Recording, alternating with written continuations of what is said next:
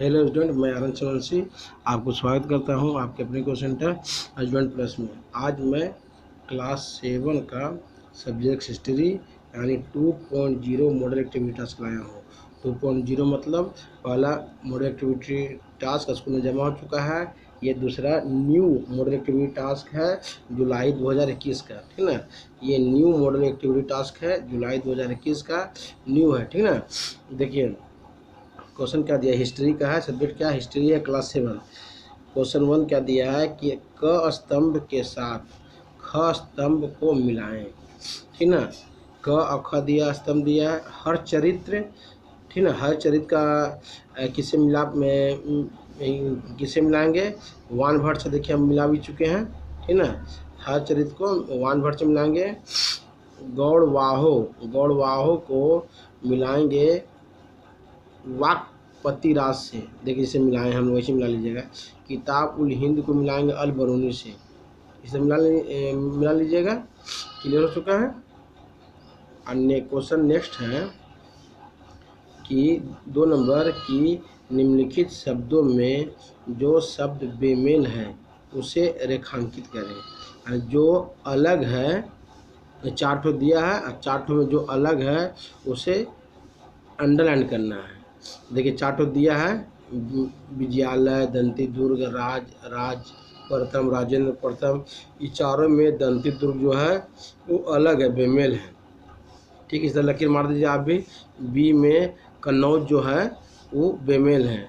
सी में आपका हल्ला युद्ध जो है वो बेमेल है। इस तरह से जैसे हम किए वैसे आप लोग भी कर लीजिएगा, ठीक ना।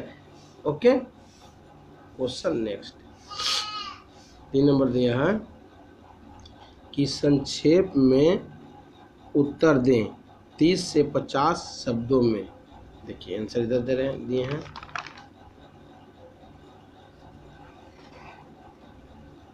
ठीक ना। देखिए क्या लिखा है, क्वेश्चन क्या है। ए कि पाल सेन युग के दौरान राजस्व संग्रह प्रणाली कैसी थी, ठीक ना। इसके आंसर देखिए लिखे हैं, ठीक ना। आप लोग इसी तरह से समझ के लिखिएगा, ठीक है आंसर कि पाल सेन युग के दौरान राजस्व संग्रह प्रणाली।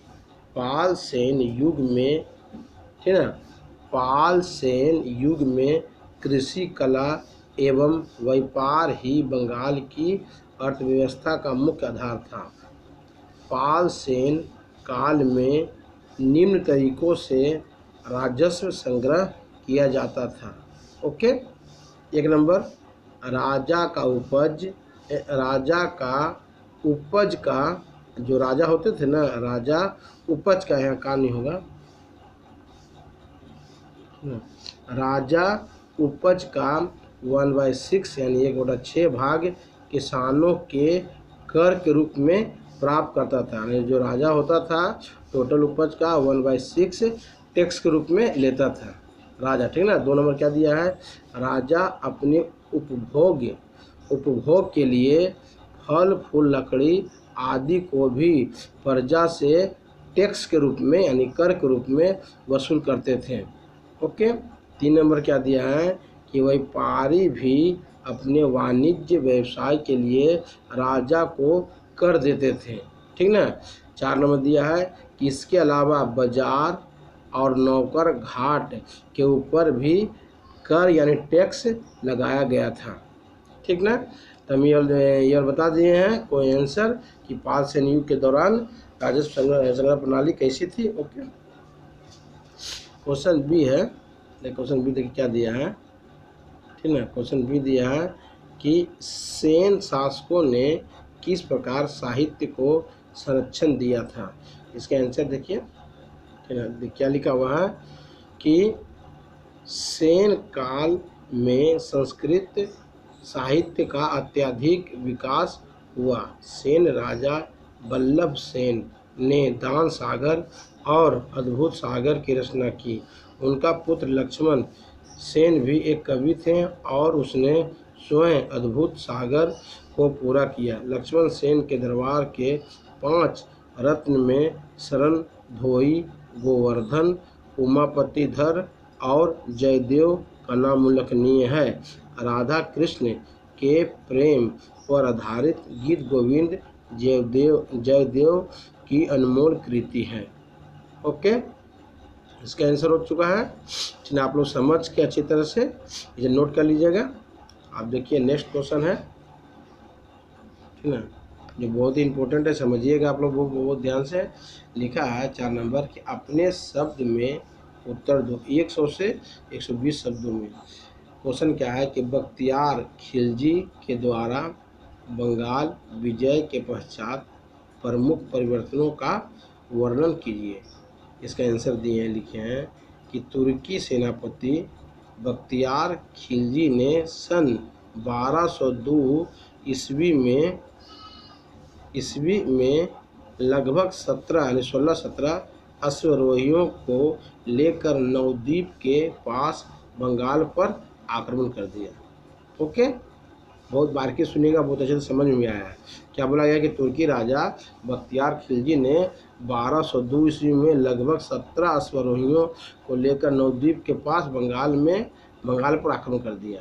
फिर क्या हुआ, बख्तियार खिलजी के आक्रमण के बाद निम्न परिवर्तन हुआ। देखिए क्या क्या परिवर्तन हुआ, देखिए क्या क्या हुआ। 1 नंबर, तुर्कों की सेना से आतंकित होकर, है ना, जो तुर्कों माने जो बख्तियार खिलजी थे उसका सेना से आतंकित होकर वृद्ध सेन शासक लक्ष्मण सेन बिना शत्रुओं का प्रतिरोध किए ही अपनी राजधानी लक्ष्मणावती छोड़कर नौका द्वारा पूर्वी बंगाल में विक्रमपुर भाग गया। ठीक ना, लक्ष्मण सेन वहाँ से भाग गए हैं नौका द्वारा। ठीक है, फिर क्या लिखा है देखिए दूसरा, कि बख्तियार खिलजी द्वारा बंगाल पर अधिकार होने के बाद उसने कुछ भागों को विभाजित कर दिया और उन छोटे छोटे भागों का एक एक शासक बना दिया जो सभापति कहलाने लगे।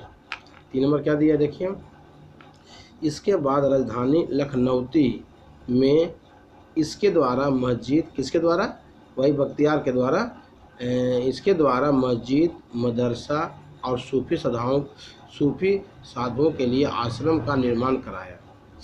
4 नंबर है, वही दूसरी ओर विक्रमपुर से ही लक्ष्मण सेन अपना शासन चलाता रहा और इसके बाद पुत्र विश्वरूप सेन और केशव सेन क्रमशः गद्दी पर बैठते रहे और मुसलमानों से युद्ध करते रहे। थोड़ा सा और है, फिर लिखा है कि भले ही 1206 ईस्वी में बख्तियार खिलजी की मृत्यु हो गई, पर धीरे धीरे सेन वंश का पतन हो गया। मेरे प्यारे स्टूडेंट, जो भी हमारे चैनल को सब्सक्राइब नहीं किए कृपया सब्सक्राइब कर दें और लाइक शेयर करें, शेयर करें। Okay, thank you.